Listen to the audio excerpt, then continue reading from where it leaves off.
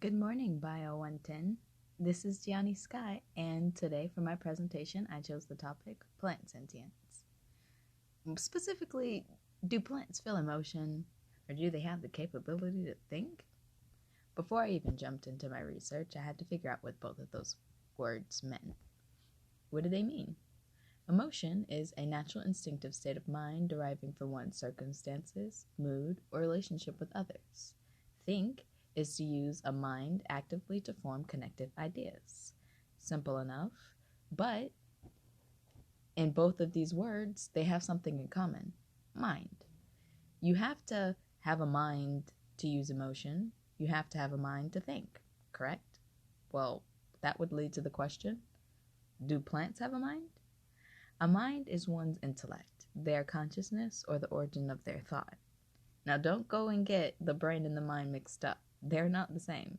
According to gastrologist William Salt, the mind and the brain are not the same thing. While the brain is a clump of tissues that most vertebrates, that's animals, have, the mind is consciousness or intelligence itself.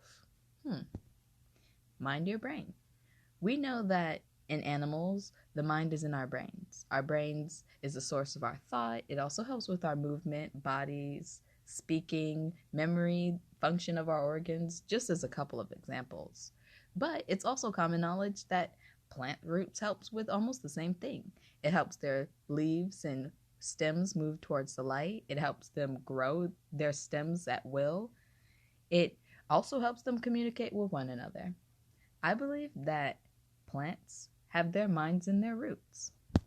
And that led me straight to the root brain hypothesis by Charles Darwin. Labeled one of his most controversial propositions was his root brain hypothesis. From 1862 to 1880, he wrote a series of books explaining his theories, such as The Origin of Species and The Power of Movement in Plants. He stated in The Origin of Species, it's hardly an exaggeration to say that the tip of the radicle, or root, thus endowed with sensitivity and having the power of directing the movement of its adjoining parts, act like the brain of those of lower animals, receiving impressions from the sense organs and directing several movements.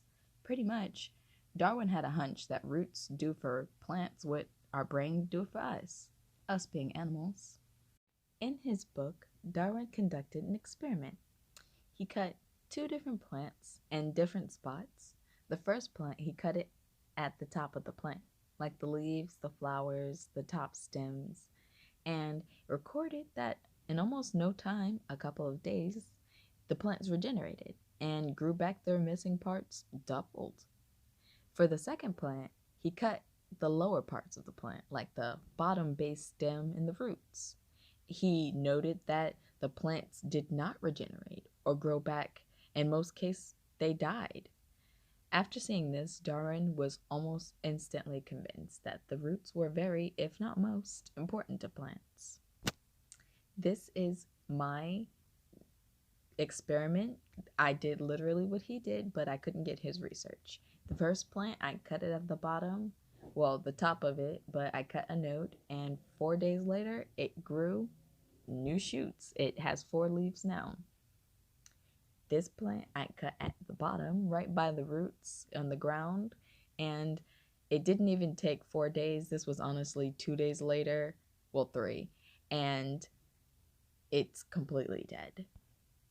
The best part about all of this is modern day science supports Darwin's hypothesis.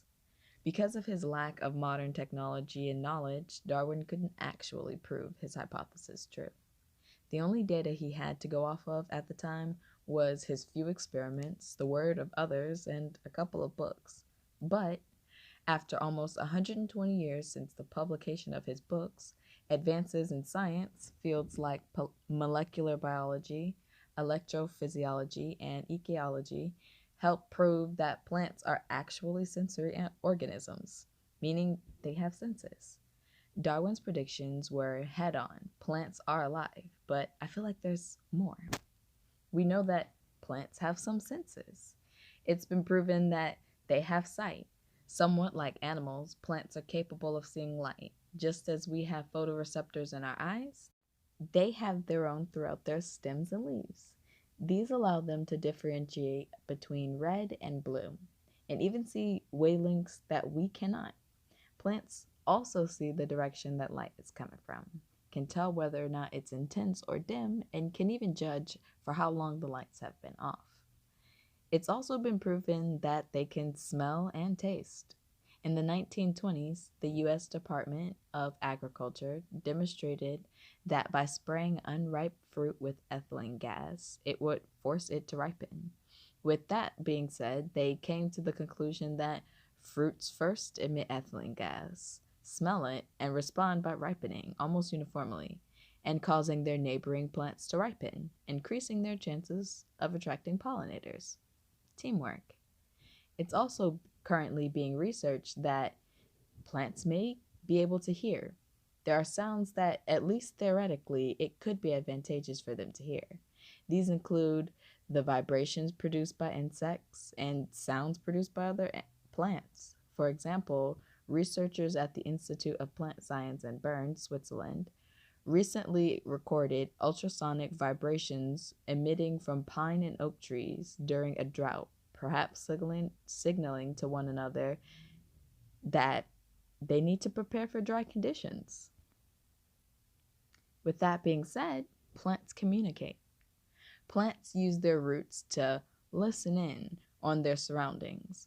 When in a crowded area, the plant's roots secrete special chemicals.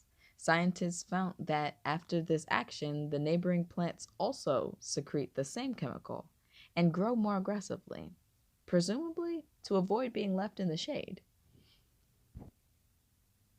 Plants can feel. According to researchers in the Institute for Applied Physics in Germany, plants release gases that are the equivalent of animals crying out in pain. Plants communicate through chemicals and gases.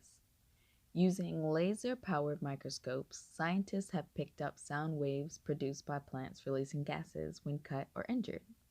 There's also evidence that plants hear themselves being eaten. Researchers at the University of Missouri-Columbia found that plants understand and respond to chewing sounds made by caterpillars that dine on them. As soon as the plants hear the noises, they respond using several different mechanisms. Other proof of intelligence. Most plants can withstand up to 90% of their body being eaten. For every stem lost, they grow two to replace it. It still takes a while, but they do this to protect themselves in the wild. Most animals eat plants. Plants have a sense of time. Most plants only fruit during the night. I assume they do this to protect their fruit from the heat of the sun. I'm not really sure why, but it's a really cool fact. Look it up. They only fruit during the night. Grow their fruit. Trees don't always like touching. Canopy shyness. It's a phenomenon observed in some trees when the fully grown trees don't touch each other's leaves, creating a canopy with channel-like gaps. I have a picture in the next slide. It's really, honestly beautiful. Some fruits, kiwi, banana, strawberry, etc., contain natural chemicals which can make people feel happy. Some of these chemicals are serotonin and dopamine. You could literally eat fruit to give yourself dopamine, or the happy chemical. This is canopy shyness. I honestly think that this is really cool and funny because they're fully grown trees competing for sunlight, but yet they don't want to touch. It's almost like they're social distancing.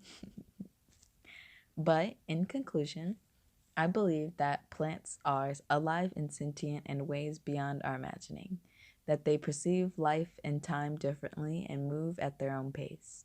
We've proven that plants see without eyes and that they talk without mouths, and they've shown us that they're intelligent, senseful organisms, and honestly, we wouldn't be able to exist without them, or at least not the way we do.